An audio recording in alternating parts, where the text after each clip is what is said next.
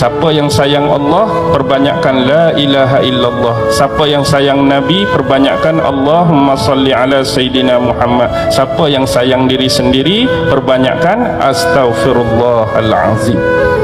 Satu-satunya yang Allah perintah, yang Allah sendiri buat, inilah.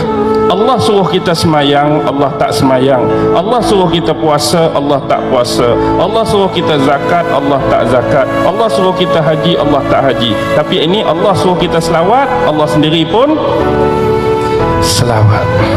Sekali kita selawat, Allah selawat kat kita berapa kali? 10 kali kita selawat, 100 kali. 100 kali kita selawat, 1000 kali. Apa lagi yang kita nak kalau hari-hari 1000 kali Allah selawat atas kita? Tapi dah kita tak mau, kita abaikan selawat, kita lalaikan selawat, kita lekakan selawat. Kalau orang tahu fadilat dan kebesaran selawat, orang pasti tak akan meninggalkan selawat. Selain hubungan silah kita dengan Nabi Muhammad sallallahu alaihi wasallam, antara umat yang dia paling kasih ialah umat dia yang memperbanyakkan bacaan selawat atas dia.